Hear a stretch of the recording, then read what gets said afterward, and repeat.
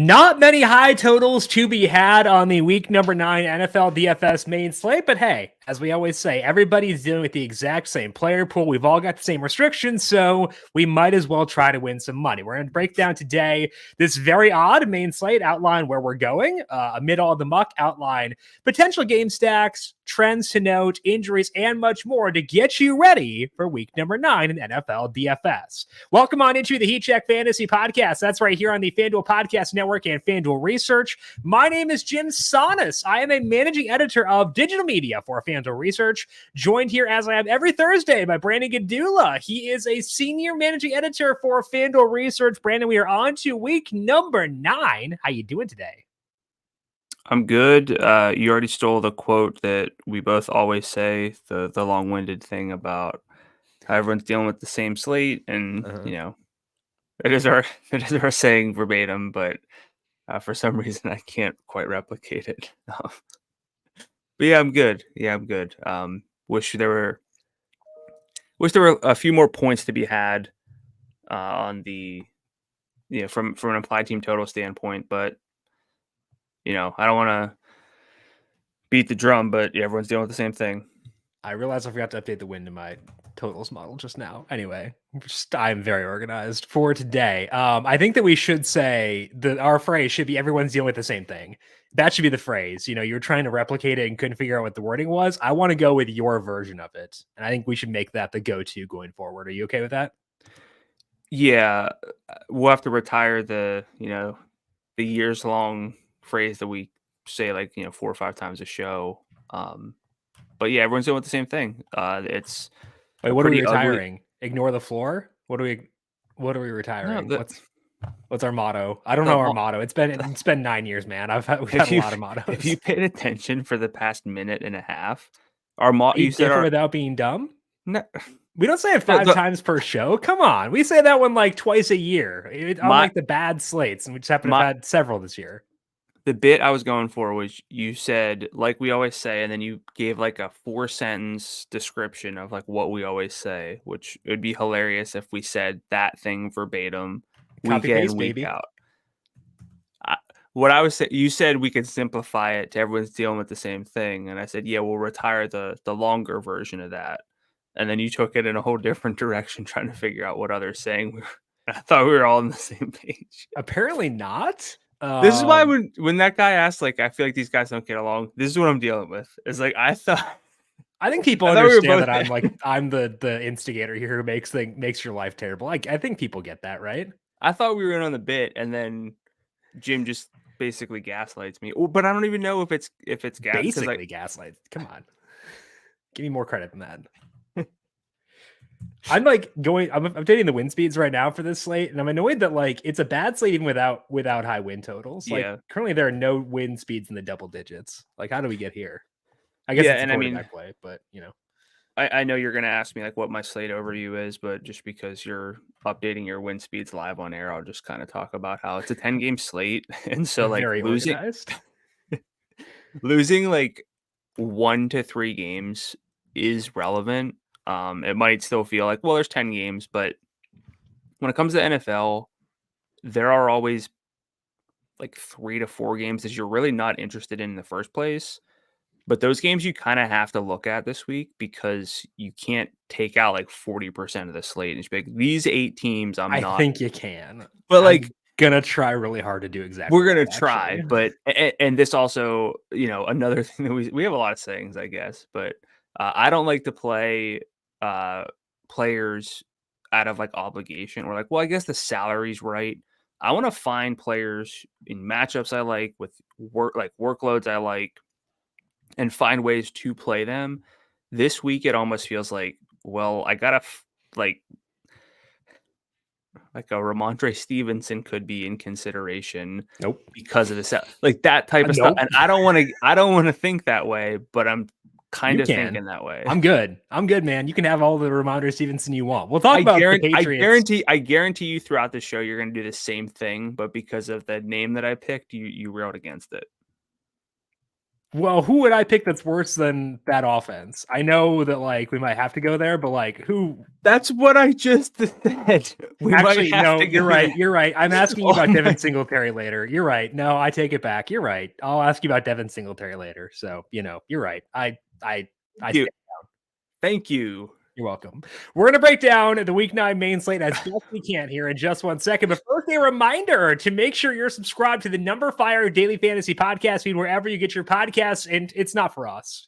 Why would you want that? But we have Tom Vecchio back doing the Daily Ice every weekday, talking NBA DFS. Not only is that show here on the numberFire Daily Fantasy Podcast feed, but it's also over on FanDuel TV Plus. To get FanDuel TV Plus, go to FanDuel.com/watch and log in with your FanDuel account, or download the FanDuel TV Plus app on Amazon Fire, Apple TV, or Roku devices. We also have all covering the spreads over there, the heat check, daily ISO, all on FanDuel TV Plus. Do not forget, we also have weekly free play over at FanDuel Research. If you want to play some DFS with no entry fee for this week, go to FanDuel.com/research, and on the front page there, you'll find a link to a free play for this week. No entry fee, so you might as well do it. Get some free cash potentially. FanDuel.com/research for the weekly free play. Score early this NFL season with FanDuel, America's #1 sportsbook. Right now, new customers get $150 in bonus bets with any winning $5 money line bet. That's $150 if your team wins. If you've been thinking about joining FanDuel, there's no better time to get in on the action. The app is so easy to use. There's a wide range of betting options, including spreads, player props, totals, and more. So visit FanDuel.com and kick off the NFL season. FanDuel, official partner of the NFL, must be 21 plus and present in select states. FanDuel is offering online sports wagering in Kansas under an agreement with Kansas Star Casino LLC. $5 pregame money line wager required. First online real money wager only. $10 first deposit required. Bonus issued as non-withdrawable bonus bets that expire 7 days after receipt. See terms at sportsbook.fanduel.com. Gambling problem? Call 1-800-GAMBLER or visit FanDuel.com/RG in Colorado, Iowa, Michigan, New Jersey, Ohio, Pennsylvania, Illinois, Kentucky, Tennessee, and Virginia. Call 1-800-NEXT-STEP or text NEXT STEP to 53342 in Arizona, 1-888-789-7777. Or visit ccpg.org/chat in Connecticut. 1-800-9-WITH-IT in Indiana.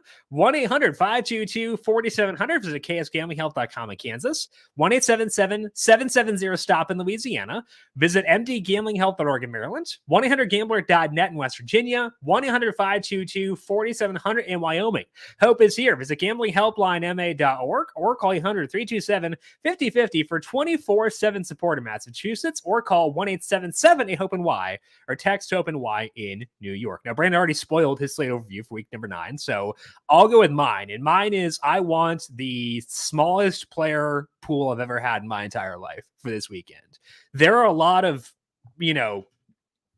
underwhelming options, but I do think that there is a core of players we can feel good about across this slate. And I want to be as concentrated on those actually legitimately good plays as possible. And in order to achieve that small player pool, I am going to change contest selection for this week. I think it's a week where you focus, I think this should be every week, to be fully honest, but focus primarily on single entry contest, 3 entry contest, stuff like that. Because if you do that, you're mixing up your entries, but you're also keeping your player core tight inherently. So that's kind of my view this week, Brandon, is the overview of contest selection. I want to make it where I am allowed to have a very small player pool to account for the wonkiness of this slate.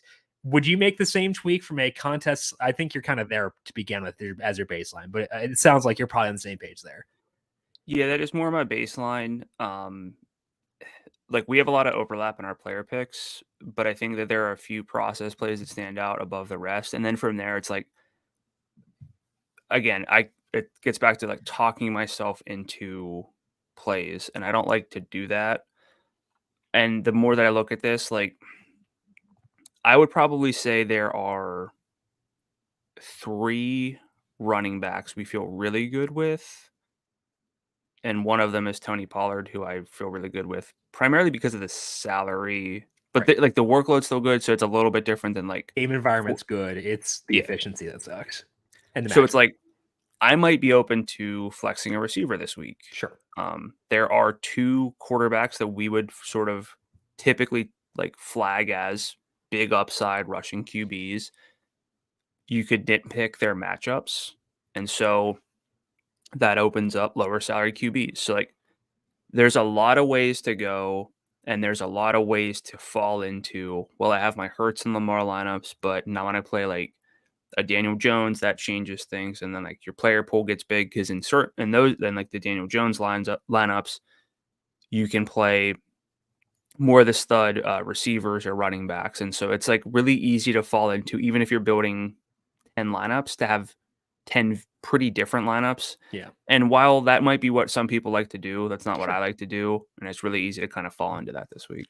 Yeah, I think that's, again, why I want to go with the concentrated player pool. I think that's the way to go this week. If you don't want to force yourself into bad plays, then don't. And I think the best route to avoid that is via contest selection. So at least for me, again, I don't want to speak for all of you because you have different play styles, you have different strengths, stuff like that. But for me personally, that'll be my approach this week, is focusing on single entry, focusing on 3-entry contests in order to avoid having a player pool larger than I want it to be. Let's dig in now to the injuries, which are a key reason why this slate is a bit wonky for sure. Kirk Cousins is going to miss the rest of the year with a torn Achilles. Sounds for now like Jaren Hall will start this game for the Vikings. They could have Josh Dobbs potentially in there, but it sounds like it'll be Hall. They're facing the Falcons. It's an indoor game, which is always good, but is the entire Vikings team a cross-off without Kirk Cousins this week? It's tough to want to get there. I think on a normal week with more games and more high-scoring games, it'd be a lot easier to look at them and say they're absolute cross-offs. I have a harder time, and I mean, I think we're really talking about Jordan Addison and TJ Hawkinson in the first place, and that's it. I have a harder time with Hawkinson, even though he's a tight end, and we want to kind of fill that void whenever we can. The salary of $6,700 is reasonable, but doesn't leave a whole lot of room for error. Addison should still get a lot of work, and I feel like at the salary of $7,100, we've played receivers with really good roles and who are talented playing with weak QBs often enough that I wouldn't say like absolutely not to Addison, but it depends on if I'm stacking this game. And there's really one Falcon who kind of stands out to me, and he fills tight end too. Who's the other? No Bijan?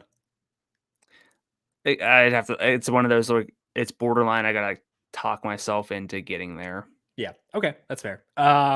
With Jaren Hall, he was a 33rd percentile quarterback in my pre-draft model, and then was a 5th-round pick, and that's actually like below expectation for a 5th-round pick. Like, well, the model liked him less than traditional 5th-round picks, in large part because he's old. Like, he's not me old, but like he's old. And it dings him for that. Efficiency was fine at BYU, but wasn't super experienced despite his age. It's a pretty bad combo. So not really into Jaren Hall. And I think as a result, even though I know we can't really cross off entire teams on a slate like this, I'd like to cross off the entire Vikings team. Now on the opposing side, Falcons announced that Taylor Heineke revenge game. Brandon, little revenge game action. He's going to start over Desmond Ridder for this week. Drake London missed practice with a groin injury, and I think he has a shot to sit.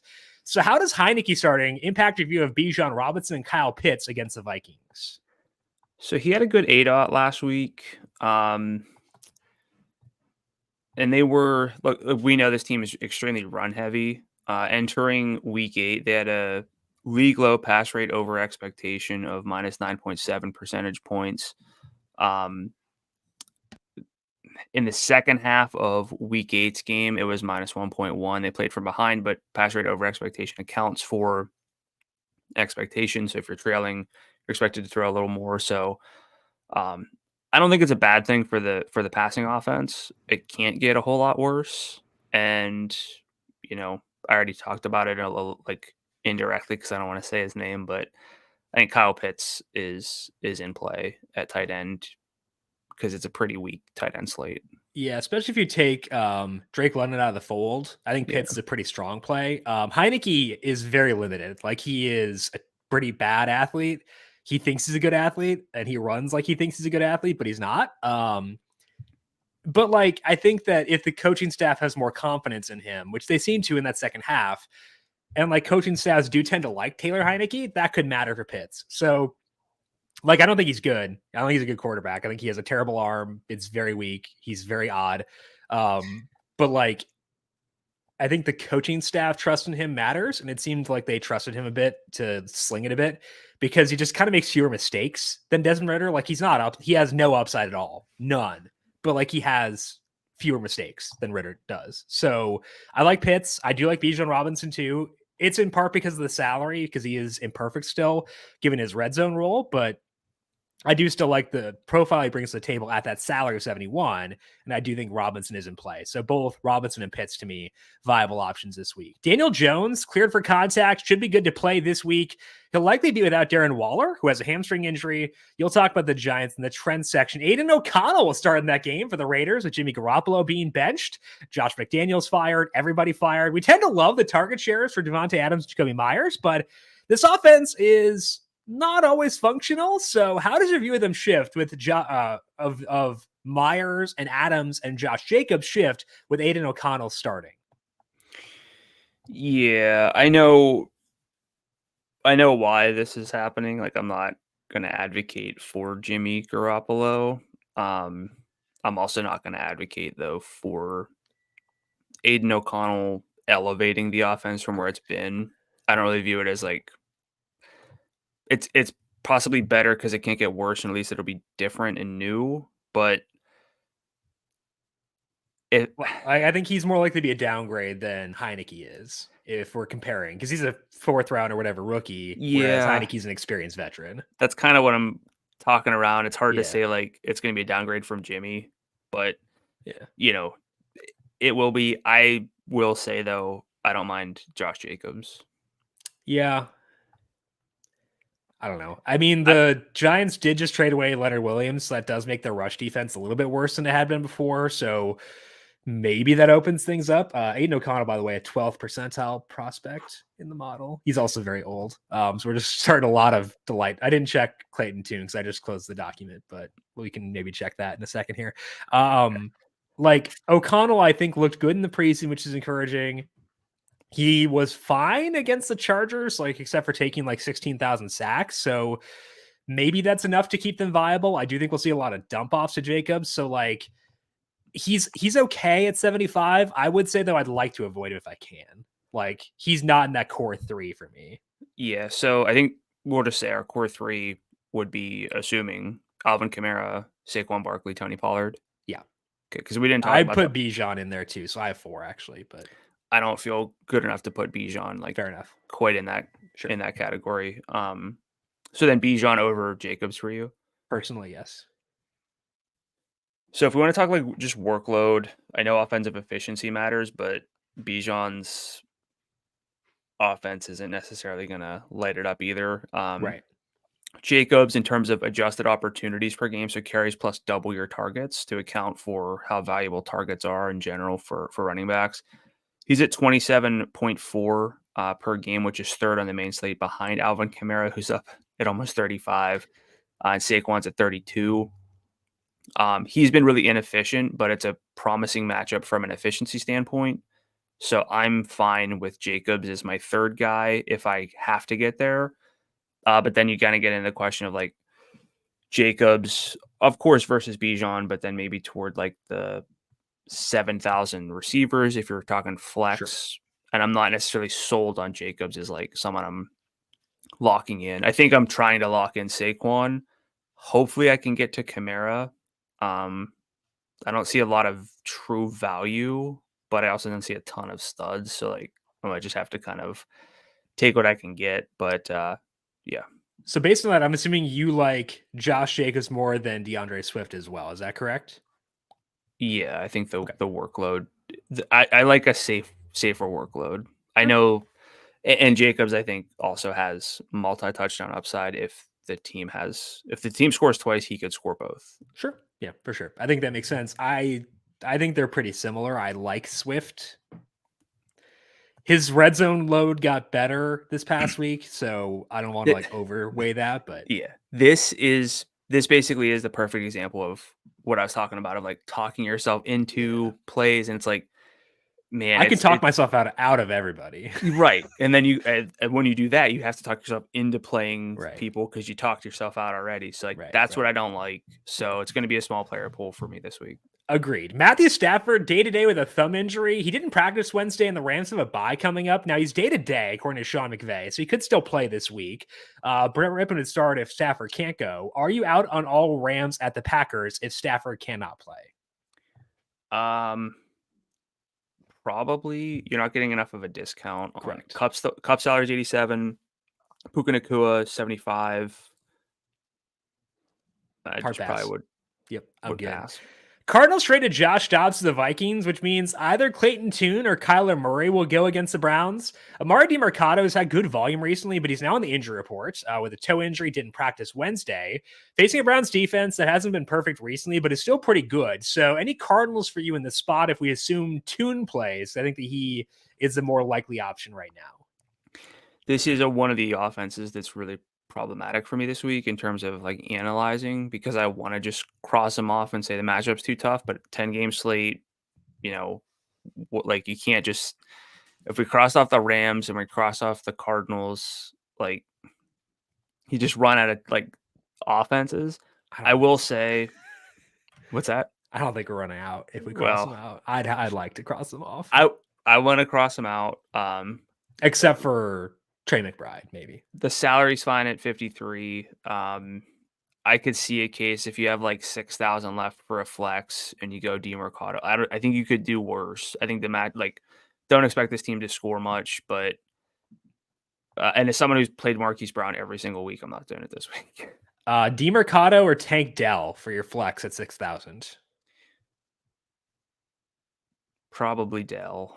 DeMarcado. I mean, you have Christian Watson there too. Jahan Dotson, if Curtis Samuel can't go, is in there. Zay Flowers, 61. I think all of those receivers I prefer over DeMarcado personally, so I would like to cross them off. Deshaun Watson practiced Thursday or Wednesday with his shoulder injury. No guarantees he plays, but it seems like that's the way it's trending. PJ Walker would start if Watson can't go.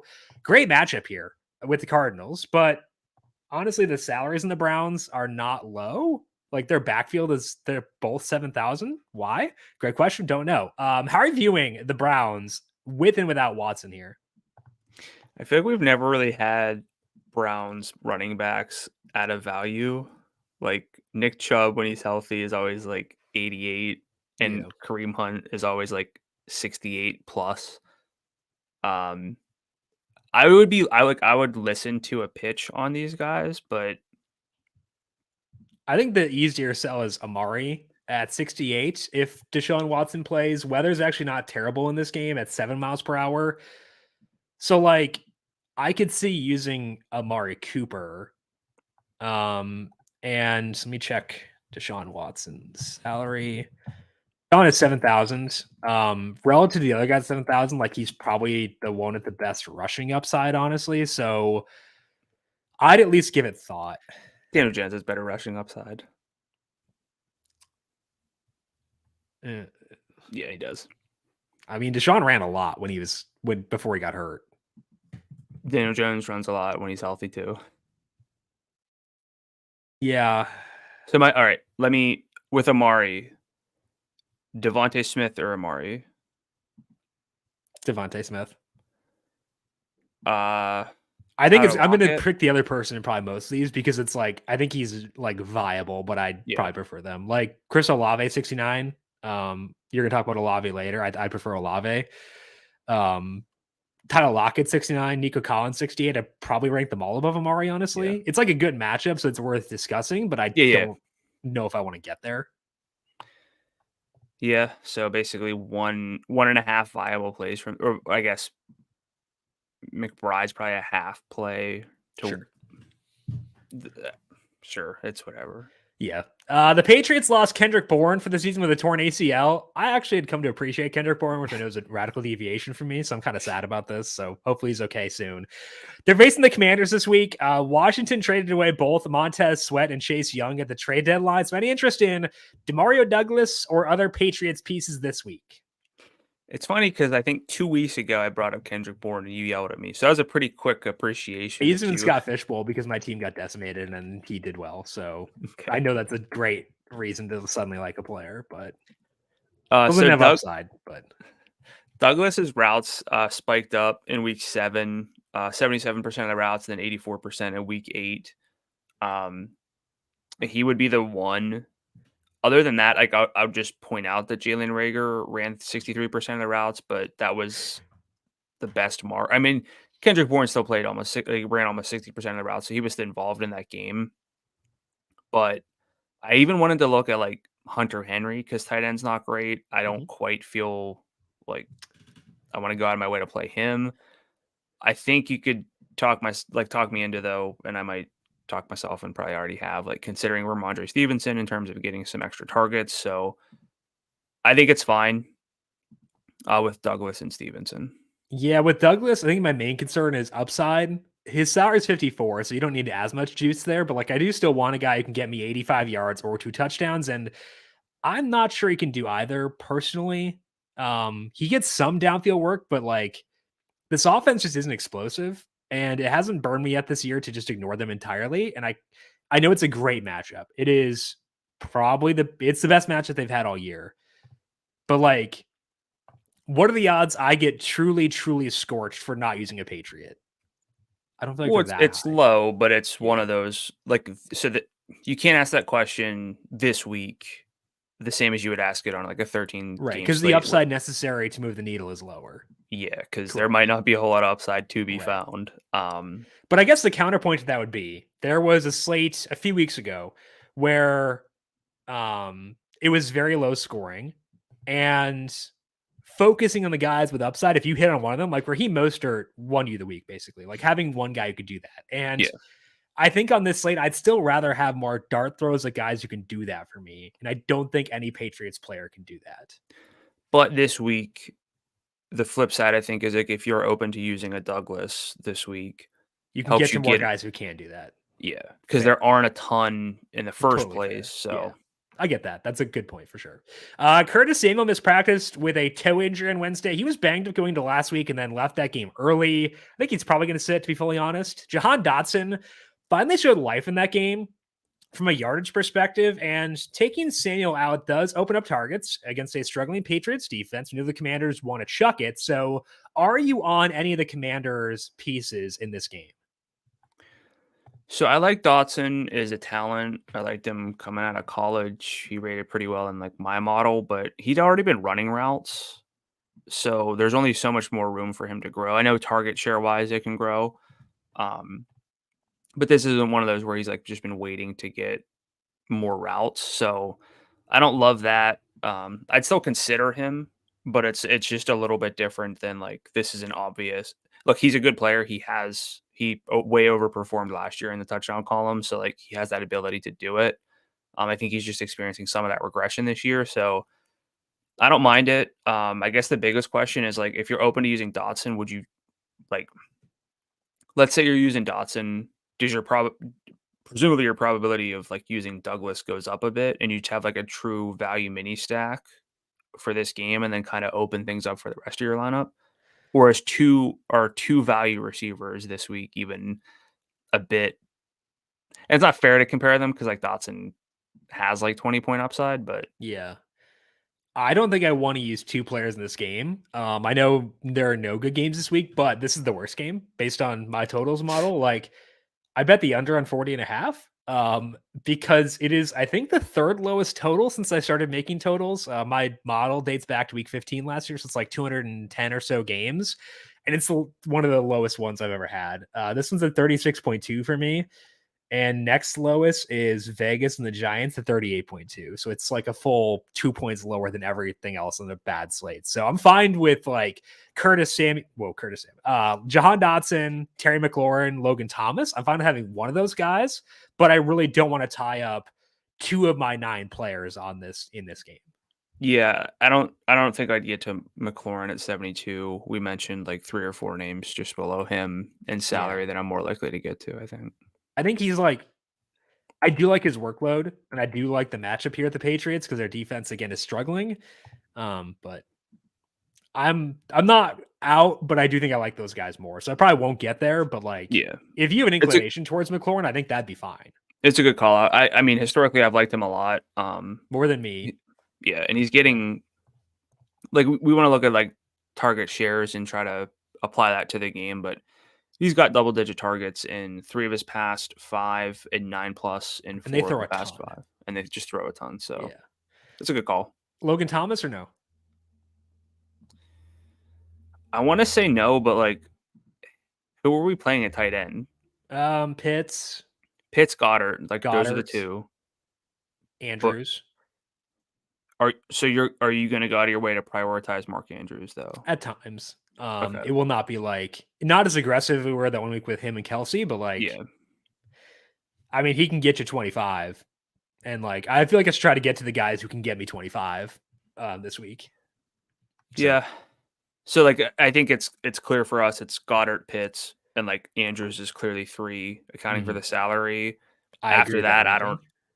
What's that? I agree with that ranking. Yeah, I don't know. After that, like I don't even know what tight end I would want to play. So like, I won't rule out Thomas, but I'm not necessarily going to say that I like him. Yep. Okay. Dameon Pierce missed practice Wednesday with an ankle injury.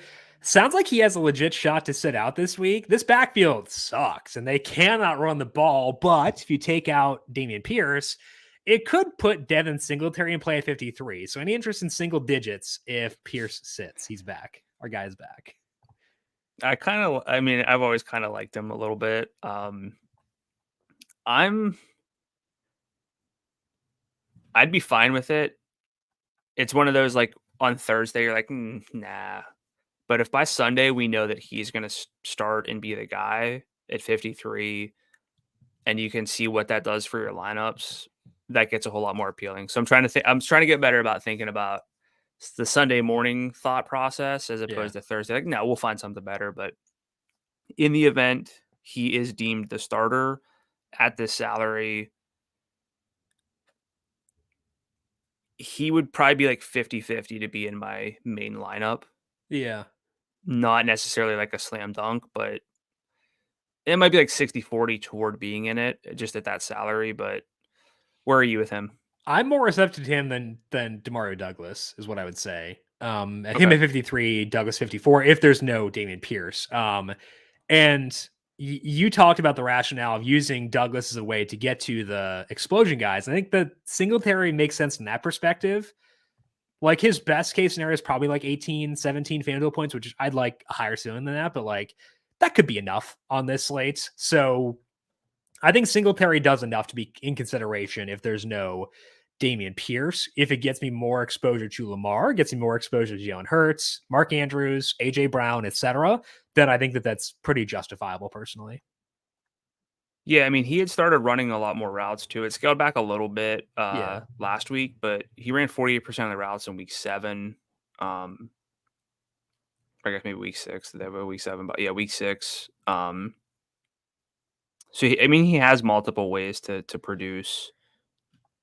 So, and that game's not terrible compared to the rest of the slate. So I'm pretty receptive to it. Mm-hmm. It's a tough matchup for running back against Tampa Bay. They're still pretty good against the run, which we'll talk about later on, but I'm receptive to it at least.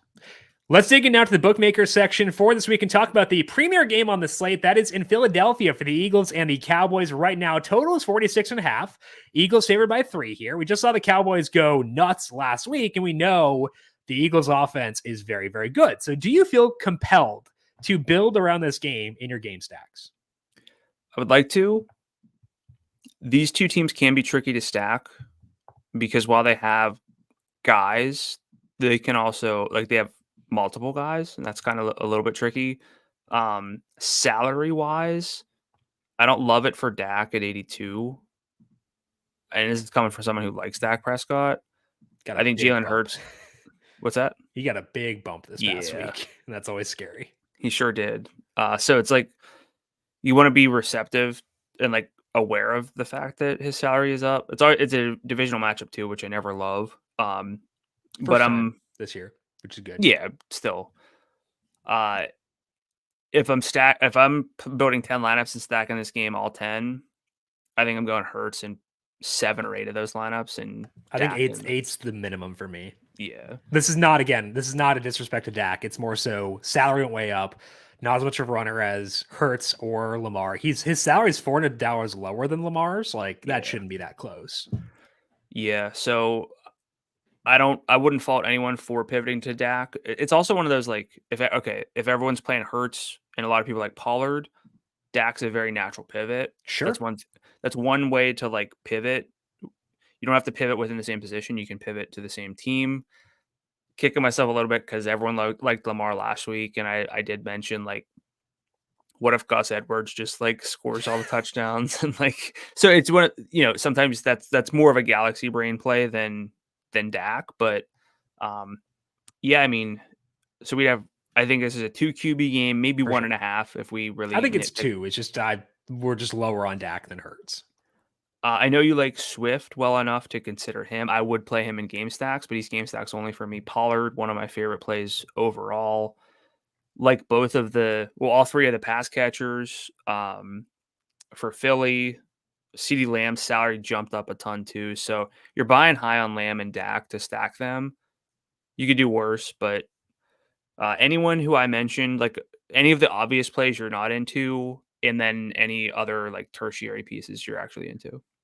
I am into all the main pieces here. No objections there. I found nothing to brush up against there. I want to go back to Pollard though, because I think people listening to this probably are like, why? There's been a lot of discussion this week about Pollard, his lack of efficiency and stuff like that. And that's valid, especially going into a game where he's facing off against the Eagles, who teams tend to throw the ball at a heavy rate against them. So that could be a point in favor of Dak, is that teams don't run the ball on Philly anymore. Now they've got those beasts on the inside. So that's the point against Tony Pollard. The point in favor of him, I would say, is that his passing game work this year has not been perfect, but he is still at 4.3 targets per game, 85.9 yards from scrimmage per game. That is the best in each guy's most relevant sample for anyone below 7,000. And it is the 3rd best for anyone below 8,000. So it's still, even though he's been underwhelming relative to his salary, he's a very good DFS asset still.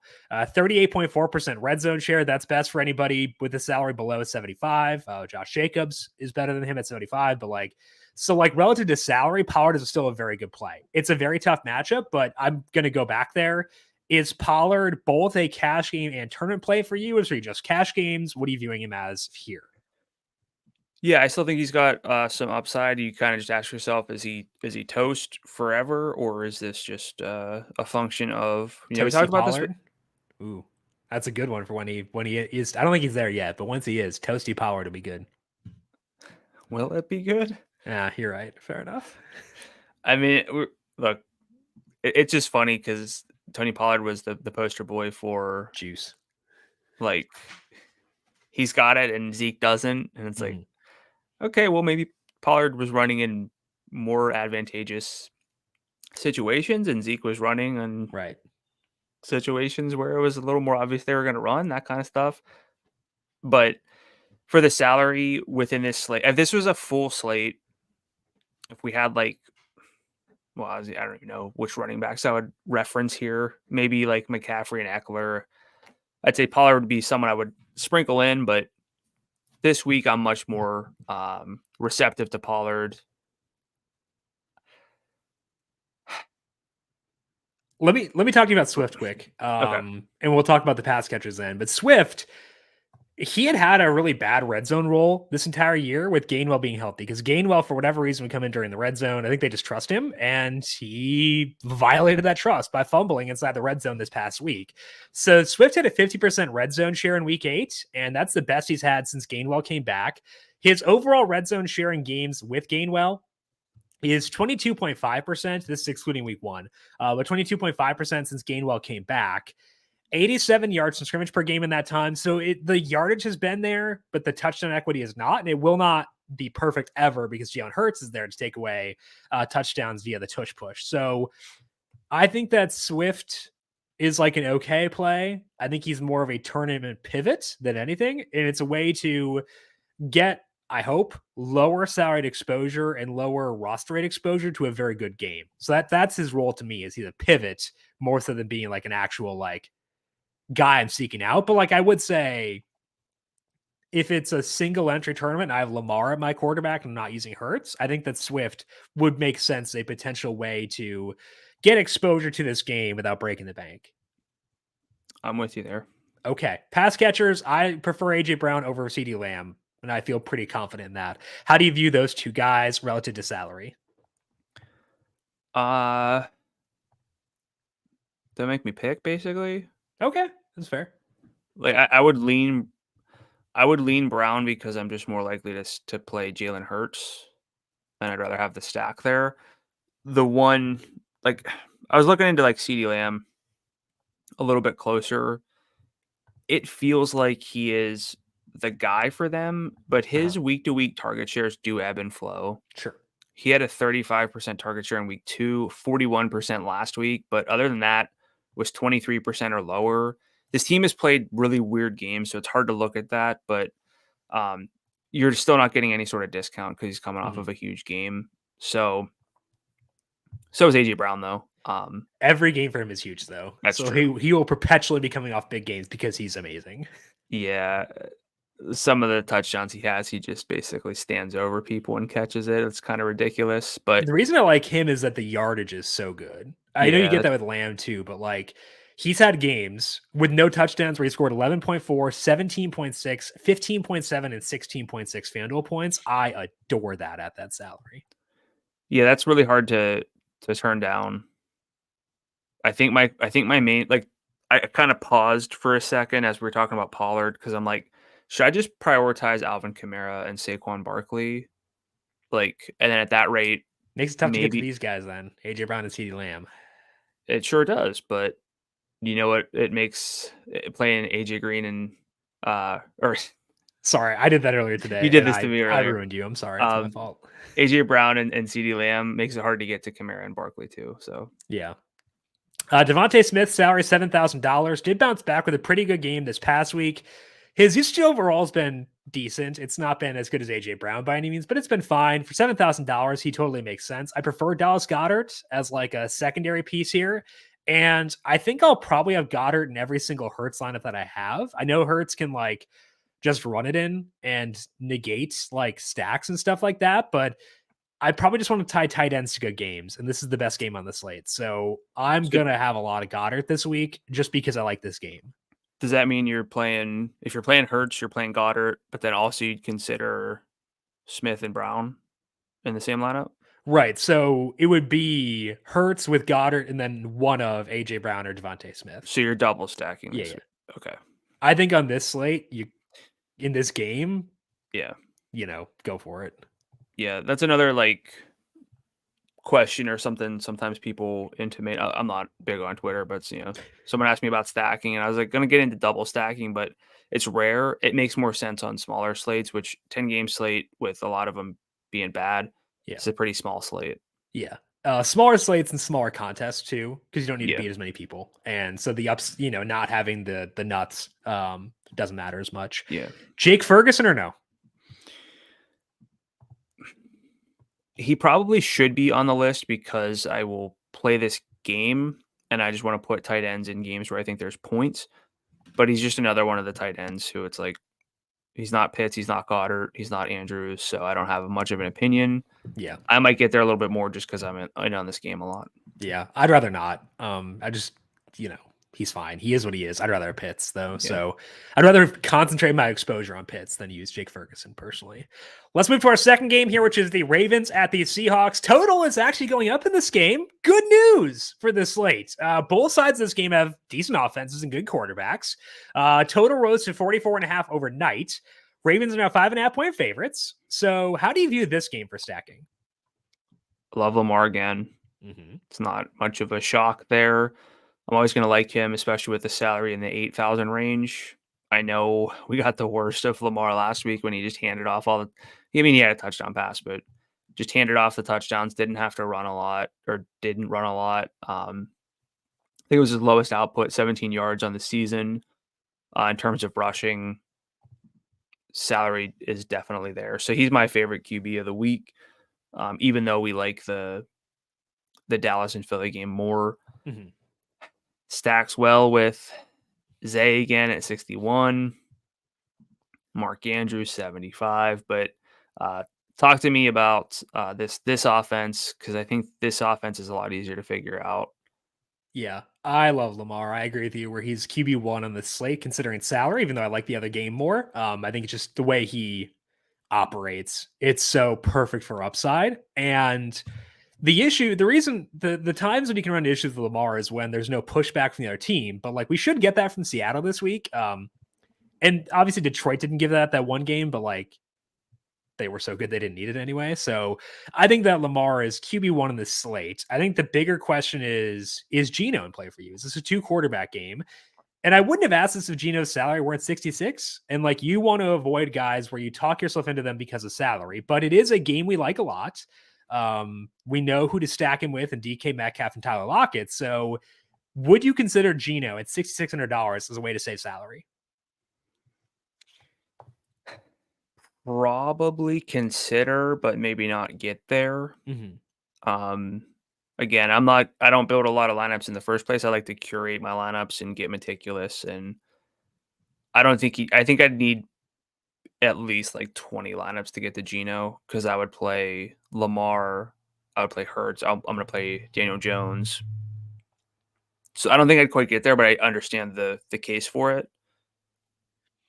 I think the counterpoint for him versus Jones, and I think CJ Stroud's in that discussion too at 7,000. The counterpoint for Geno is that it is the best game out of all those. They've got a game script that should set up for passing, and like he can be efficient. He can occasionally run. He hasn't done that a lot this year, but did run at times last year. So it's a really tough matchup for Geno, but I think he's at least worth it. Yeah. Worth consideration. He's worth considering. I will just kind of point out, I've seen Gardner Minshew and Baker projected fairly well at similar salaries. Presumably it's Geno for you out of those two, if you're really trying to just like... I'm not considering those two. I'm considering CJ Stroud.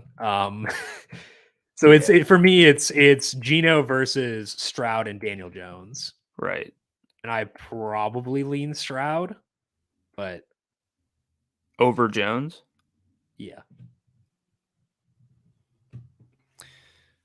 I'm fine with either one. I like Jones. I could use the guy in the good offense or the guy in the bad offense, and I'm going to pick the guy in the good offense. All right, let's talk about Mr. 3 touchdown himself, Gus Edwards. Missed practice Wednesday, but he said he's fine, ready to take on a big load, which is very weird. His salary is 71, though, Brandon, and he needs touchdowns to go nuts because he doesn't get a lot of passing game work. So I'm not using Gus this week. Are you? No, just not enough yardage. And I know he scored a bunch, but I mean the red zone roll is solid, but his red zone roll in games with Justice Hill healthy and J.K. Dobbins out, he has a 21% red zone share in that time. Overall, but the carries are probably better. Yeah, but like overall matters because like it does. But like Lamar gets carries too. Sure. But like 21% is worse than DeAndre Swift, who also has a running quarterback. Like I prefer Swift over Edwards pretty easily. Well, yeah, I mean, if you ask me that, one guy can get you like 190 yards. One guy can probably get you 70. Yeah. So no Gus this week, right? No, not for me. What about the Seahawks? If he burns me, he burns me. Yeah. Seahawks backfield, Kenneth Walker lost some ground to Zach Charbonnet last week. And like it could have been because Walker was banged up going in, but then Charbonnet played well. So personally, I just don't want to use that backfield either. I think it's all about the passing game pieces here. Agree for you? Yeah, that's more of like you're still playing Kenneth Walker in season long. You might have to you might be able to consider Charbonnet with all the buys and stuff like this week in season long, but not for DFS for me. And season long sucks. Pass catchers. Let's go over here. Zay Flowers, 61. I know it's annoying to keep using a guy who has not shown a ceiling yet, but like he does get downfield targets. So he's capable of a ceiling despite not showing it yet. So I'm going to keep on using Zay. What about you? Yeah, I'm going to keep using him as well. Just want to tie pass catchers with some talent, and they get him the ball still in creative ways. Someone who has a lot of Zay, sorry to say it, in season long, not that I'm talking about a season long team, like you take a little bit extra notice. It seems like they're just trying to get him the ball. Yeah. And I'll take that. We love wide receiver rush attempts. I'll take wide receiver just like bunny targets as well. Sure. Eventually something's going to break through. Yep, I agree with that. Preference for you between DK Metcalf and Tyler Lockett for this week? Metcalf's salary 72, Lockett is 69. These guys are killing me lately. I think the reason I'm okay with it is because I know that both have a ceiling. Yeah. And they're more likely to reach that ceiling in a game like this where the opposing offense could go scorched earth. So like deep targets in the games they both played, Metcalf 39%, Lockett 35.7%. So like that's both very good. They're both at a 22% target share overall. Ton of red zone work for Metcalf. He had 5 red zone targets last week alone. So I prefer DK Metcalf, but I'm receptive to both in game stacks and outside of game stacks. What about for you? Agree. Prefer Metcalf, receptive to both, prefer them in game stacks. Okay. Any final thoughts for you on that game? How big of a priority is Mark Andrews for you? If you're building one priority, like I want to get him in 25% of my rosters or so. So like leaning 75% to Goddard and Pitts. So then like you're building your main lineup. Considering him. Okay. But not a lock or anything. Because I would consider a Lamar, Zay, Andrews stack. I think because Lamar is pretty much a lock to be the quarterback I use in that lineup, Andrews has to be a consideration. I got you. What does that do for... It means I'm pretty locked into Pollard as a value play. It's Pollard. You're going to have to play like someone in the 5,000 range at least. And those are probably going to be your big dogs in a sense. Yeah. And I'm fine with that. I think they can make that justifiable. Let's move on now to Colts at Panthers, tied for the second highest total on the slate. Total is 44.5. Colts are 2.5 point favorites on the road here. And they've been in a bunch of shootouts this year. Bryce Young, I think, played his best game in week 8. Didn't do a ton with it, but like he looked pretty good. What's your view of this game overall? Yeah, I think I made a note in an article I wrote. It was like his first game with better than like a 6.5 yards per attempt number or something like that. It was at 4 a couple weeks ago, I know, or 4.7 or something. Like for the season? Yeah. Yeah, I just mean like single. Like he didn't have like a single game that was decent. Yeah, I don't mind this. Yeah, so yeah, 7.6 yards per attempt in that game. First game over 6.5. Took 6 sacks. I mean, it is what it is. Why is this total high? Why is this a 4 p.m. game? Yeah, and it's in Carolina. Why are there only 3 4 p.m. games? I don't care about that. I don't want this on the 4 p.m. slot. It's weird. Off-putting. Well, why is the total high? Like what in your opinion, when you model this out, is the total very high for you? No. Okay. So like what? I can't catch up to how weird Indianapolis is, honestly. Like the pace is amazing, which is why the total is high. Like I know that's why the total's high. The pace is amazing. That's kind of walking us into that. Yeah. It's a strange one. So what are you, and like, I know we've had our issues with Adam Thielen in the past, but his salary is like $10 million this week. Yeah. That's 83. Like who in this game do you want access to? I'm receptive to Jonathan Taylor. I know he lost work in the second half last week, but it doesn't seem like it was due to injury. His snap rate in the second half was 65%. I hand counted that, so that could be wrong, but like I'm pretty sure in the 65%. second half. Second half, yeah. Okay. He got like 1 carry in the second half, but like he was out there a lot. They just threw the ball a ton. So I would like to use him, but he's not as big of a priority as Saquon and Kamara. So like he's more of like a tournament pivot type option at 8,000. And he's probably my favorite guy in this game, which I think tells you where I'm at on this game overall. Chuba Hubbard is fine. I think at 65, took over for Miles Sanders last week and played a 65% snap rate despite the fact that Sanders was healthy. The problem is, will that continue given that Hubbard wasn't good in that game? 15 carries, 2 targets, turned it into pretty much nothing. So I'm receptive to him. And like, you could sell me on him being a pivot off of Pollard, but like, I don't know. I don't find any plays I am rushing to use in this game, I think is what I would say. Yeah, it's just really peculiar. Like, I understand why. I know I kind of asked and like baited and stuff, but like it's a good pace matchup. not imposing defenses. Like there should I have be a total of 39.7. I'll just tell you, like, which is higher than 1, 2, 4 games on the slate, actually. Wow, that's crazy. Yeah, like I said, I'm seeing Gardner Minshew pop in terms of projections. You playing Minshew, you're betting against Hurts. Do you want this face staring at you as you're filling out a lineup? He looks like he could be in the Young Bucks, which you won't get, but maybe I don't maybe some understand that, people but will. he looks like he is like in some like secret under like military like co-op thing where he's like, that's the last face you see before you're assassinated. I just like, if this game burns me, it's probably going to be Adam Thielen scoring like twice. Yeah. And I'll live with it, I guess. Yeah. Because like Thielen, there's not really anyone in his range. All right, let me ask you this: Thielen or Devontae Adams? Jeez. I guess I would go Thielen for quarterback play, but that makes me really upset. Yeah, I started to throw that out as a joke, but I was like, wait a minute. Oh, that ruined my day. I don't hate Michael Pittman at 73. I know I've had my issues with him in the past, but like he's getting more downfield work, getting more high leverage work, like getting red zone work too. 73 is not bad. Like I guess I could see a Chuba Hubbard Michael Pittman stack, but again, it just doesn't move me. And again, that range of receiver is pretty good. So will I use realistically Michael Pittman over Devontae Smith, over who else in that range? Olave, DK Metcalf?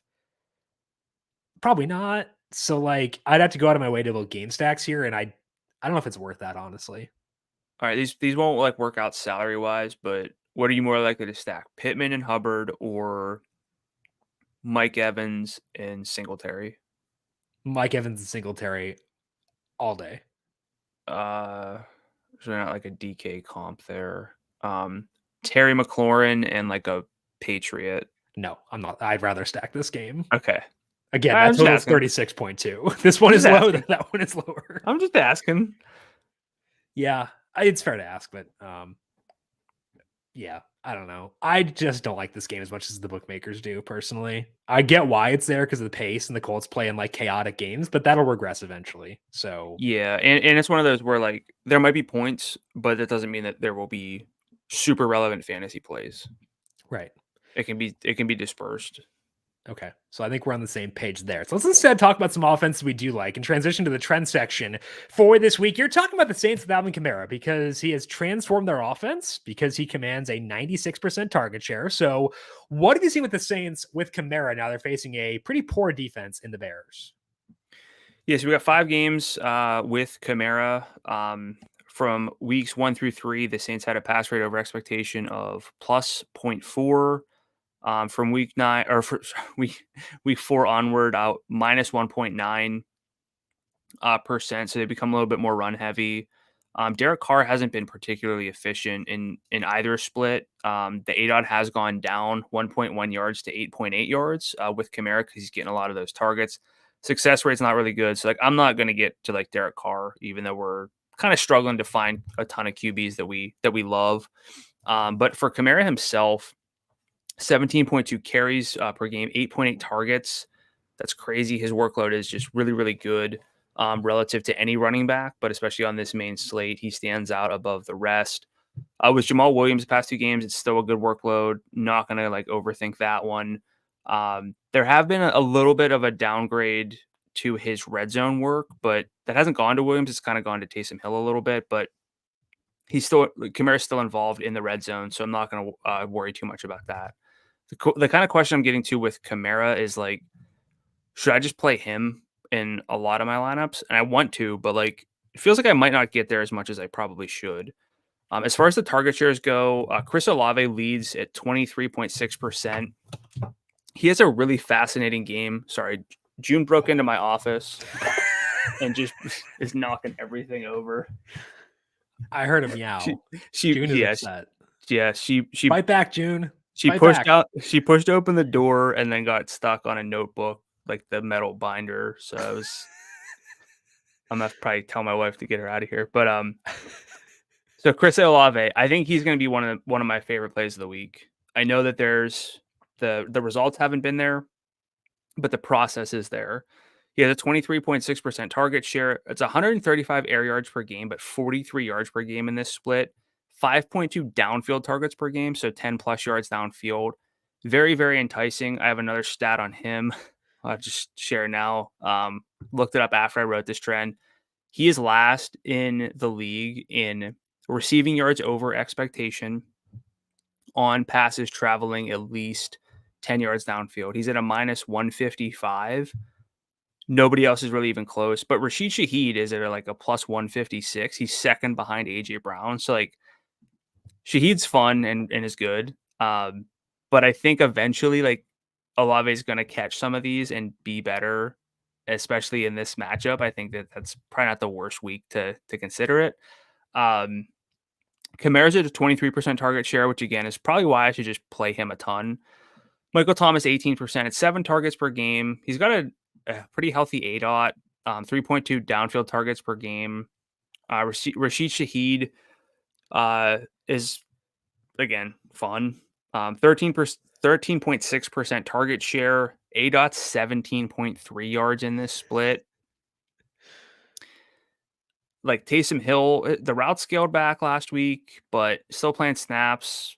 Could probably do worse. 50% red zone share last week. Yeah, I mean, you could do worse at tight end for sure. I don't think he's like a true priority for me, but Kamara and Olave really, really jump out to me. You could talk me into Shaheed, Hill, maybe Michael Thomas if I'm like, but I probably wouldn't get there. Where are you with this offense right now? Should we just? I'm not gonna say should we play Derek Carr, but like if we're struggling at QB, just what are you thinking here? I don't think Carr is as off the wall as maybe perception would be of him. Yeah. I think Olave is a good play, which is why I have him up here. So I think we have in our brains like Carr is like this check down guy because the first couple weeks with Kamara he was. So Kamara came back in week 4. Carr's ADOT in that game was 6.9, which is his lowest of the year, tied for his lowest. Week 7 was also 6.9. But the other games and that was when he was coming off his shoulder injury. So low ADOT in that game makes sense. But since then, so from week 5 on, his ADOT per game is 9.1, 10.5, 6.9, and then 11.4. So he's had games with high ADOTs. They're playing indoors, playing a pretty bad defense. Like, should we consider Derek Carr at 71? Because I don't think it's like totally out of bounds to at least ask that. Look, when it comes to pocket passers, you need efficiency. He can be efficient. Like 325 yards and like 3 touchdowns. If Lamar and Hurts don't put up 30 plus, there's not going to be a whole lot of difference between like Carr getting 22 or 20 or something and someone else getting like 24. You can still work with that. A lot of stacking candidates. I'd stack him with Kamara, obviously. Sure. Yeah. Like, should we prefer Derek Carr to Daniel Jones? We'll talk about like the Giants more, but I think it's worth asking. I don't know if I would, but I think it's worth asking. Kamara scored 23.3 FanDuel points without a touchdown a week. Like, should Kamara be the most obvious play of the week though? Like, I know we wanted to play AJ Brown, but like, maybe should we just play Kamara? Maybe. Yeah. Give me like one reason not to put Alvin Kamara into. Again, I like talking about like your main lineup, so like the most logical lineup you can build. So if I were giving you one reason, it would be that we have a lot of high salary guys who want to play in very attractive games, and using Kamara makes it a lot tougher to use Lamar, Hurts, AJ Brown. It's not about Kamara himself, which I think is a good counterpoint to well, it's not about Kamara himself, so like, why bother? So yeah, I think it's a fair question. All right. Any other? So Carr's a maybe. You just talked about where you are with Kamara. I know, like Olave. I love Olave this week. Yeah, I think he's really good. Yeah. I would use Shaheed if it were a game I wanted to stack. Like I didn't think I'd be on him last week, but I had some JT lineups where I use Shaheed and like have JT not doing much in the second half kind of killed that. But like if I think the other team will put up points, I'll use Shaheed. I just don't expect that to happen with Tyson Bagent here. That's fine. And then Taysom Hill.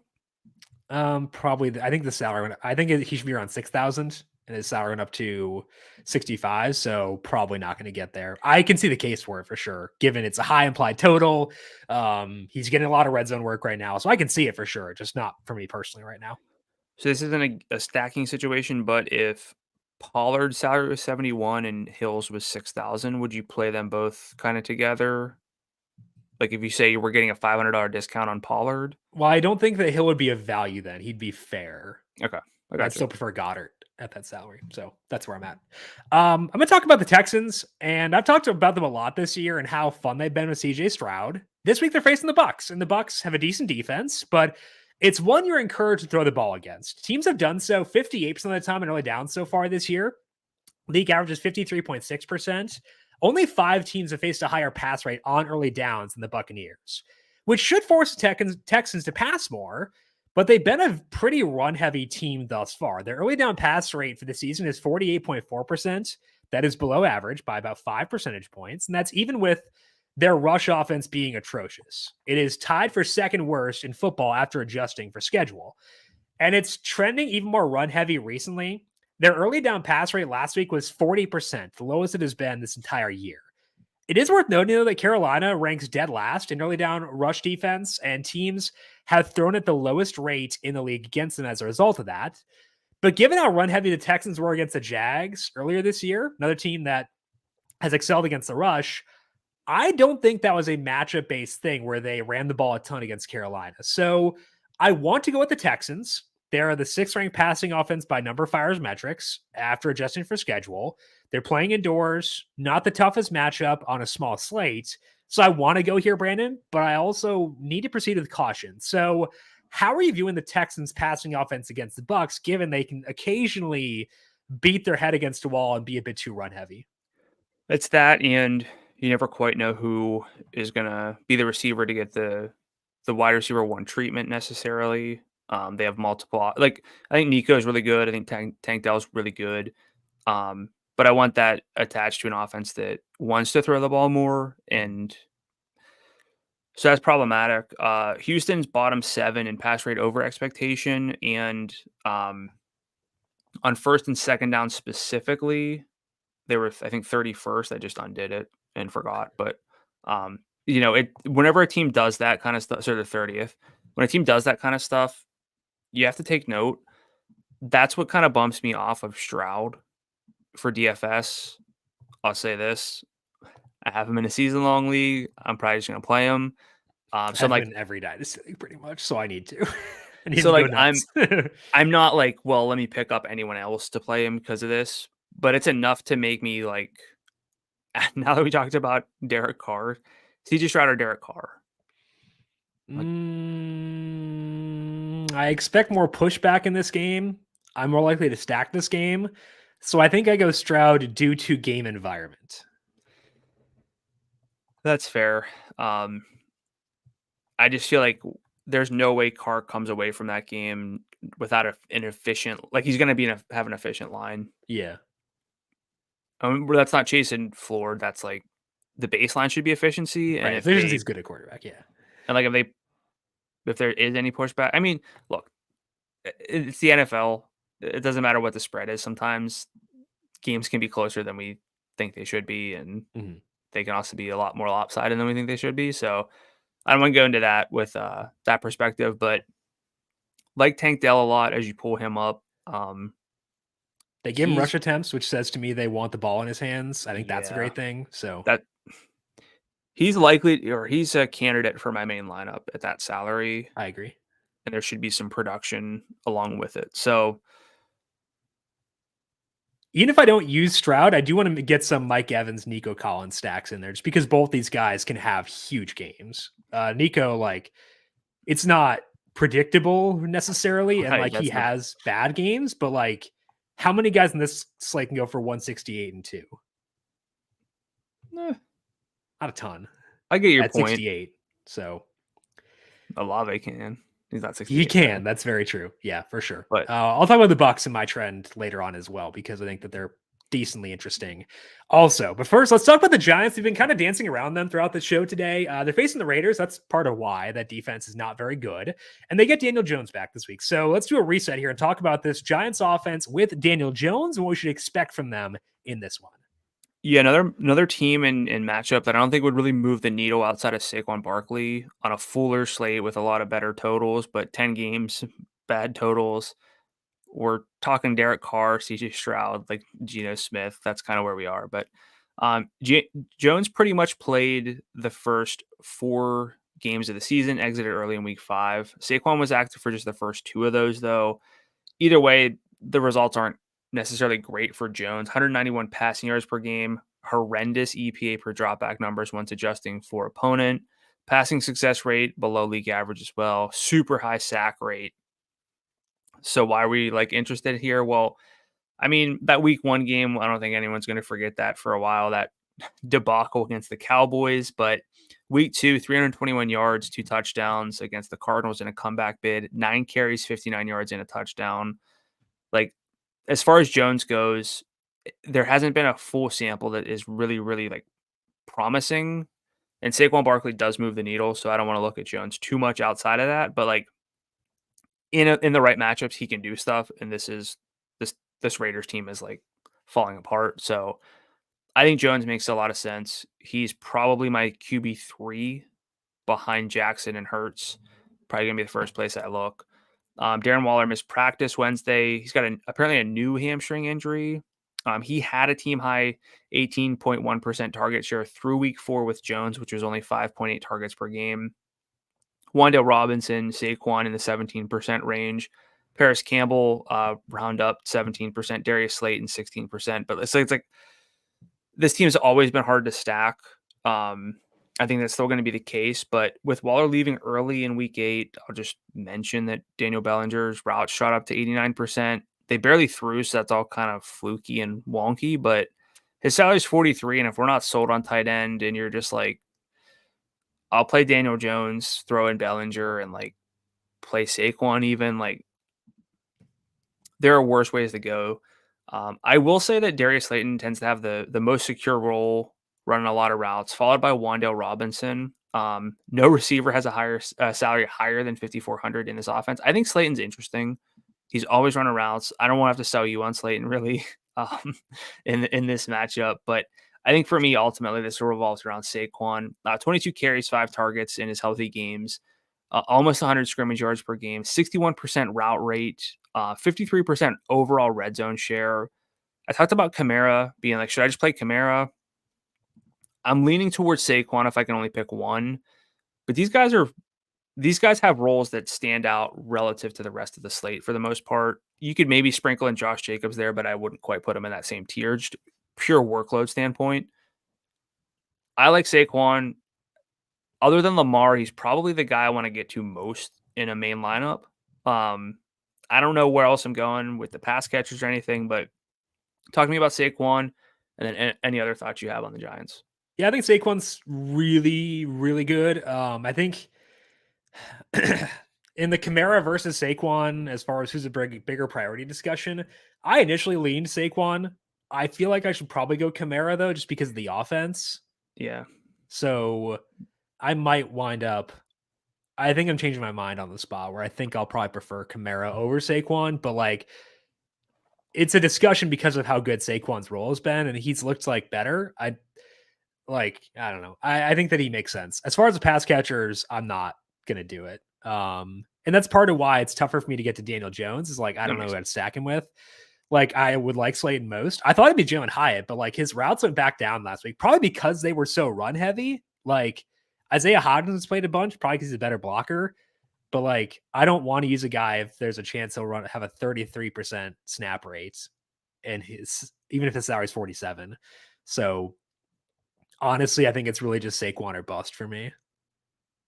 So no Jones lineups at all? I don't think so. The more I think about it, probably not. I think I like Carr more than him. Yeah, I think I went from Jones and Saquon to preferring Carr and Kamara as we talked about this. Same as you. I mean, it's how the show goes a lot as we talk ourselves. We think more about it and wound up on different plays. But I think it's logical to be higher on them. Yeah, it's Thursday morning. We're doing prep, but you don't really talking about this really makes a lot. Yeah. Okay, let's finish up with my second trend. Talking about the Bucs passing offense. Talked about the Texans before, so it may feel weird to talk about two teams in a game with a total of 40 points. But mention the Texans rank 6th, the numberFire schedule adjusted passing offense metrics, and the Bucs are 12th. They're facing the 24th ranked pass defense, with most of the good matchups belonging to terrible offenses like the Giants this week. I think that it might be an okay spot for some game stacks. With the Bucs, we know where the ball is going. If you look at the Mike Evans, his 6 full games, so excluding the one game left early for a hamstring injury, he has a 26% target share with 48% of the deep work and 24% inside the red zone. Chris Godwin, 22% overall share, 15% deep, 38% inside the red zone. So Evans getting a ton of deep work. It's led to just one 100-yard game so far, but with this game being indoors, it is very clear that a blow-up game is within Mike Evans' range of outcomes. As for Chris Godwin, the deep work has not been there, but the red zone work has. He has just one touchdown so far, but should be due for some positive regression there based on the usage he has gotten. Rachaad White, also a piece of the passing offense. He's at 4.3 targets per game. His efficiency has been better of late. Houston ranks 7th against the rush, so I'm not as itchy to get to Rachaad White, but he's not a total cross off at 69. So I really, really like Evans 74. Godwin's in play again at 67. Am I too high, Brandon, on a game that has a pretty low total? I mean, it's low, but it's relative to the slate. It's fine. Yeah. And, a half point here, a couple points there matters in terms of totals, but this game could be top 3 in terms of total points. So I don't want to cross it off from that standpoint. Again, I've seen projections like Baker Mayfield well enough at salary, so I think that these guys will have a little bit of popularity. I don't have a strong preference. I've played a lot of Chris Godwin this year. I tend to like Mike Evans more because of the downfield, just the profile, honestly, hard to prioritize these two in like a main lineup standpoint. It sounds like maybe you're closer to that with Evans than I am. Yeah. It depends on what my other stack looks like. Like if I'm using a receiver heavy game stack, like if I want to go AJ Brown, CeeDee Lamb, that's tougher. But if it's a Lamar with Zay Flowers lineup or Lamar with just Mark Andrews, then I can go with Mike Evans, run it back with Tank Dell, and then still filter in, a DK Metcalf in there. So if it's a non-receiver heavy primary game stack, then I can get to these guys because I do like Evans quite a bit. I like Nico. I like Tank. I'm not going to say no to any of these top 4 receivers in this game. I wouldn't push back on that. Okay. Let's move now to the weather section for this weekend. There's nothing. It's a pretty bad slate, but there's honestly nothing. And it's nice to have one less thing to worry about. So I think that is encouraging. So let's move now to our positional plays for week number 9. Brandon, we go position by position on FanDuel. Who stands out to you at quarterback? Lamar, for sure. 86, really good salary. Just another week where I'm targeting him. Seattle's 7th in adjusted pass defense, 14th in adjusted rush defense, according to numberFire's metrics. Don't love that, but don't hate it either. Lamar's got better than expected passing efficiency once you adjust for opponents faced, 0.08 EPA per dropback. Over expectation, you would think that's a 0 if you just play to the level of your opponent. 54.3% passing success rate as well. Almost 48 rushing yards a game. 36% red zone rushing share. I'll take that. He's my QB1, and he'll probably be, if I build 5 lineups, I'll probably be on 3 of them, just for the sake of it. Second level, I'm going to pivot on the fly to Derek Carr. His efficiency hasn't been great, but the matchup itself is hard. It's hard to get a lot more promising than this matchup against the Bears. Just bad across the board, last in pressure rate. He should have time to throw. I'm very high on Chris Olave, obviously Kamara, but high on Chris Olave. So I think I'm just going to get to Derek Carr. I will say if I'm building like those 5 lineups, I probably want to play Hurts. I might need more than 5 lineups to get to Derek Carr, but he might be the guy I look to next. Hurts or Carr or Dak? Who are you more likely to use? Out of the 3 or the 2? Carr or Dak? Just Carr or Dak? Just those 2? Probably Carr for salary. Sure. Okay. So I also Lamar's my top quarterback. I was thinking about pivoting to Derek Carr as my second quarterback too. Let's talk about Lamar first. It's a solid game. Seattle's played well defensively this year, but they're not one need to avoid. It's for once Lamar in fine weather, which he was last week too indoors, but like, it's nice again, which helps. We can get pushed back to the other side. So I think Lamar makes a lot of sense. If I have one lineup, I think Lamar is almost a guarantee to be in that lineup. I would say for the lower salary quarterback, you could sell me on, I don't know, I think less so on Daniel Jones. The more I think about it, you could sell me on CJ Stroud. You could sell me on Derek Carr, but I also do a Stroud versus Jones bet.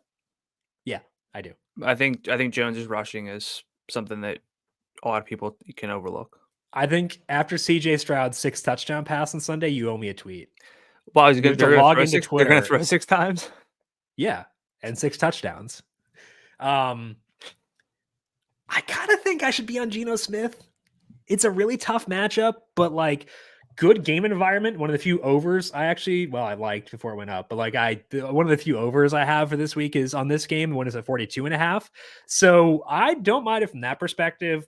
Low wind in that game. They should be forced to throw because Baltimore could put up points. It has shootout potential. So among the lower salary guys, I'd probably go Carr first.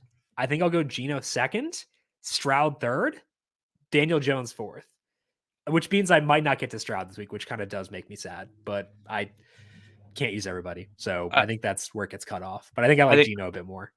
I think those are the 4. Sure. Just depends on how you rank them. Yep, I'd agree. Okay, running back. What you got there? Are you going to pivot to Kamara here? Nope, go ahead. Okay, then I'll pivot to Kamara. Then I'm going to do that to you back to back. But the more I talk about it, the more I just realize, like, why not get to him? I think he's going to be someone. I'll have to mess with Lamar and Kamara to start my lineup, but there's enough value where you can make it work. Yes, you're going to sacrifice the stud receivers in that case, but you're also sacrificing Kamara if you don't play him. And as much as we're more and more open to playing receivers, I don't want to pass up the best running back workload on the slate because it's 2023. I think that's a little goofy. So laid out the case for Kamara already, just phenomenal. He's got the best adjusted opportunity workload on the slate. Like Saquon a lot, but probably going to try to get to Kamara. And if I have to settle for Saquon in a lineup that I like a lot instead of Kamara, I'll be fine with that as well. Second love, this is a more lukewarm one. I think Kamara, Saquon, and Pollard are still the top 3 at salary, but I don't want to overlook Josh Jacobs at a salary of $7,500. I don't love the argument that, different quarterback means they're going to run the ball more. You want efficiency. You want the team moving the ball, getting in the red zone. But Jacobs, his efficiency has been really bad. 36% success rate, minus 0.55 rushing yards over expectation per carry. But the Giants are outside the top 20 in adjusted rush defense. According to numberFire's metrics, they're allowing a top 4 rushing yards over expectation rate. 2 running backs. He's going to get some targets, going to have some carries. I would not be surprised even if his team doesn't score a lot, which a lot of teams aren't going to score a lot, he has multi-touchdown upside because his role is good to me. Then my third love is Pollard. Don't want to overthink this one too much because of the matchup. 15.4 carries, 4.3 targets per game into 86 scrimmage yards per game. A lot of red zone work, but hasn't scored since a multi-touchdown game in week 1. Again, I understand that this is basically as tough as a matchup gets for running backs, but the salary accounts for that. So I'm fine with going with Pollard, even in a main lineup where I hate the matchup. He has no touchdowns since week 1? I'm pretty certain. That's bananas. Wow. I'm kind of more into him now. Is that weird? Tony Pollard. Yeah, 2 rushing touchdowns in week 1 against the Giants and no receiving touchdowns yet this year. Huh. Okay. That somehow makes me feel better about him. And he's weird. Like, his targets are like 3, 3, 8, 5, 7, 3. Like, yeah, you don't have the 3s, but. Huh. Okay.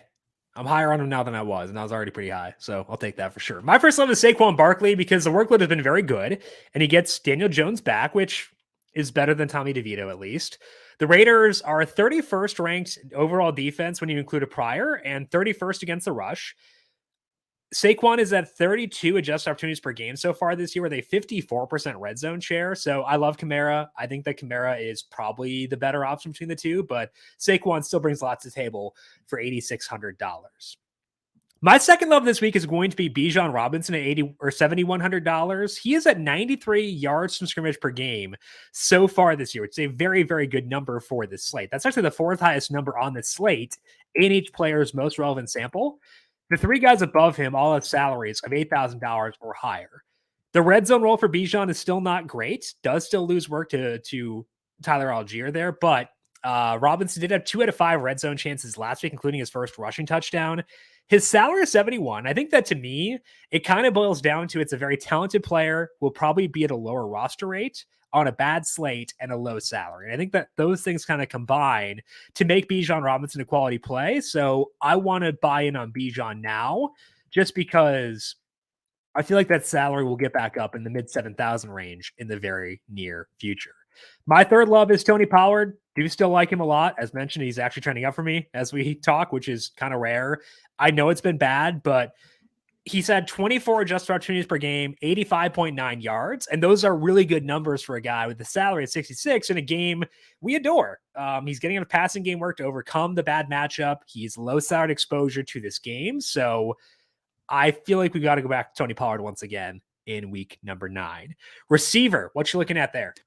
Yeah, you can get like a value stack of Devontae Smith and Tony Pollard. And Dallas Goedert. Which is interesting. Obviously like AJ Brown, but for Smith specifically, 22% target share, which is 7.1 targets per game, 60 yards per game, 31% air yard share, still averaging 3.1 downfield targets per game. You know, Brown's got the better workload. I'm not going to try to compare the two or anything like that, but there's a big salary discrepancy, which, matters. Smith has a 44% catch rate on targets traveling at least 10 yards downfield. The wide receiver average for the full league is 48.4%. His team's average is 53.3%. So I think there's going to be some positive regression for Devontae Smith, unless he's just toast, which I don't think he is. Second love, Chris Olave, similar salary of $6,900, but I've been alluding to this, talked about this already, but minus 155 receiving yards over expectation on downfield passes, according to Next Gen Stats. That's a league worst. And it's not just the offense, like Rashid Shaheed, he's second in that stat at 156.6. AJ Brown's disgusting at 232.9, but this accounts for things like catch rate, how open you are, all that kind of stuff. So like, it's going to get better for Olave eventually. Leads the team in target sharing games with Kamara, tons of air yards, downfield work. I'm going to take it this week and hope for that regression to hit. Speaking of maybe regression, speaking of maybe just banging our heads against the wall like you talked about with the Texans, but Zay Flowers at 61, just a good roll. Sometimes I like to look at like week by week market shares. Since week 3, his in-game target shares have been 33%, 22%, 29%, 28%, 21%, and 27%. Like that's got to give eventually. Seattle's below average in adjusted FanDuel points per target, according to my numbers. So salary's good. Love the matchup. Love Lamar. So I'm going to play Zay again. Yep. Same for me. But first, let's talk about AJ Brown. Just like he's my number 1 receiver play, Brandon. And rank for me, AJ Brown, Alvin Kamara, Saquon Barkley, if you have one lineup. Kamara, Brown, Barkley, maybe. I think the bigger question for me is Brown versus Kamara. I think Saquon's probably pretty easily third for me. And how much I love running backs who have the workload of Kamara. And you know how much I love guys who can give me 23.3 FanDuel points with no touchdowns, but like AJ Brown can do that too. So I think that's why I like hesitate there, despite thinking Kamara has an amazing profile. AJ Brown, 32% target share this year, 51% of the deep work with a 31% red zone share. You do not get shares like that very often, where it's all 3 categories are that high. $9,000 is not too high with him. So I want to find ways to get to AJ Brown. If he's not in my main lineup, like my number 1, he'll be in my number 2. I think that's the way I'd phrase that there. My number 2 receiver love is Mike Evans. He's had good workloads. He's playing indoors against a non-elite defense. He's had good touchdown numbers, so there could be regression there, but he's also had 171 yards in one game, and he has the usage to post a big mark there as well. So Mike Evans, I still think he's got it, and he's playing in a good spot this week, so I want to get to Mike Evans this week. My third love, same as yours, Zay Flowers, 61.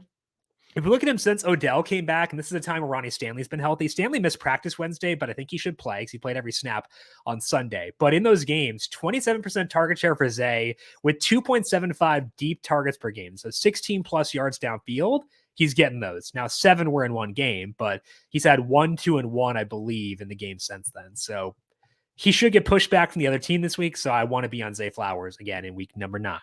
Tight end, what you got there? Dallas Goedert, Kyle Pitts. Goddard, 20.3% target share since week 1 when his usage was strange, but don't necessarily want to say that can't happen to him, but 18.3%, including week 1, which is 4th among healthy main slate tight ends. And Dallas is letting up a catch rate over expectation of plus 7.5%. 2 tight ends, which you love to see. Not going to overthink this one. Goddard's going to be my guy in most of my lineups this week. Kyle Pitts hasn't erupted yet, which has he ever erupted ever, basically. Maxed out at 12.3 FanDuel points, but at almost a 19% target share. And he's getting downfield work, 2.9 downfield targets per game. So for me, 10 plus yards downfield. Nobody else in the main slate's above 2.3 per game among tight ends. And the QB change, I don't think can hurt his efficiency. So Pitts at 52 makes sense to me.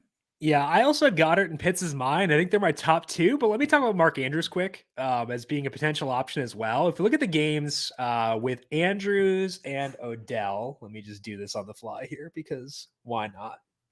Okay, so in games with Andrews and Odell, Mark Andrews' target share is 23%, which is pretty good for a tight end. If you compare him to like receivers in 7,000 range, like that's pretty comparable to DK Metcalf. Like his target share and DK's salary 72, Andrews 75. Not a lot of deep work for Mark Andrews, which is pretty annoying, but we know the red zone role is fantastic for him. He and Lamar have been on the same page. He has a 32% red zone share, even if you don't take out the game that he missed, whereas Zay Flowers had 4 red zone targets. So I think the issue I have is I'd prioritize AJ Brown and Kamara over him, and it might be hard to get both, but you know, I want to make sure I have Mark Andrews in my lineup enough where I can benefit if he goes off. And then I'll talk about Dallas Goedert too, because I think he's my favorite tight end play on the slate. 18% overall target share, 27% inside the red zone this year. And he can have big yardage games, but he's also on the team with the highest implied total on this slate. Similar to Pollard, he gets me low salaried exposure to a tremendous game. So I can go with Lamar and Zay Flowers, bring it back with DK Metcalf, and then get exposure to this game via Pollard and Goddard and still have the salary to get to guys that I like a lot, like Mike Evans, like Nico Collins, stuff like that. So I think that's pretty attractive for this week. Let's finish up here with defense. What you doing there? I stole yours again because I don't think there's a defense that's quite on this level. The Patriots at 37 against the Commanders. It's not the same defense that it has been, but they are a good rush defense, top 5 according to numberFire's metrics. Next Gen Stats has them second in rushing success rate allowed. Should lead to either inefficient rushing or more dropbacks, which we would love to see from this team that already drops back a ton, takes a lot of sacks.